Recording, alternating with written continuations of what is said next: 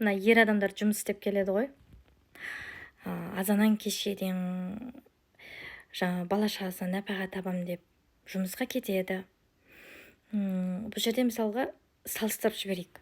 Мысалға 70 мың теңгеге бір ер азамат азаннан кешке дейін бір жерде жұмыс істеп жүр. Ауыр бір темір көтеріп жүр дейік, мысалға айтып жатырмын, отағасы.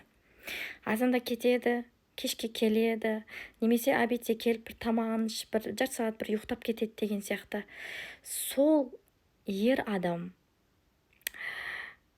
ұйықтап тұрған кезінде Аллахтың құдірет шексі күнәлары төгіліп, анадан туылғандай пәк болып оянады екен.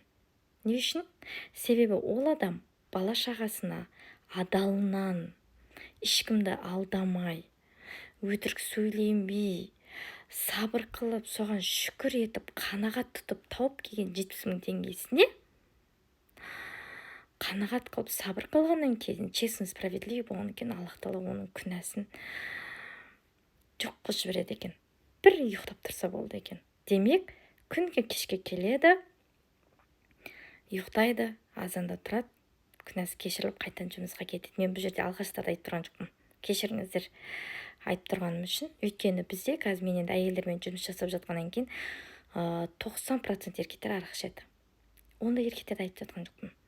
Арақ ішпейтін, намазын оқитын, құлшылығын жасап жүрген, бала шағасын адалынан бағып жүрген ер азаматтарды айтып жатырмын. Не үшін 70 мың теңге? Себебі қазір 70 мың теңгеге өмір сүріп жатқандар бар.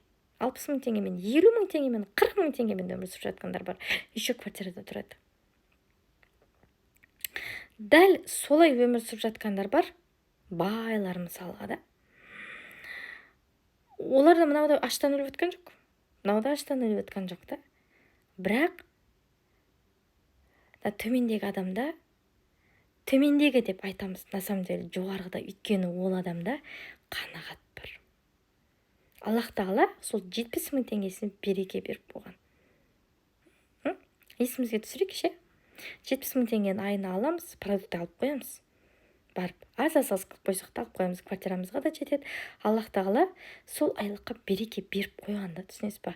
Ал жоғары жақтарда береке жоқ. Миллион, триллион тапса да не үшін? Өйткені қанағат жоқ. Қанағат жоқ болған кейін аузыңа тыға бересің, бес саусақпен. Бір күн қолсыз аяқсыз қаласың. Сондықтан қанағат деген ол біздің исламда өте бір үлкен бір основасы десек болады, фундаменті десек болады. Әр нәрсеге қанағат ету біздің исламның керемет бір фундаменті ол. Біздің жағамыз ол. Комментарий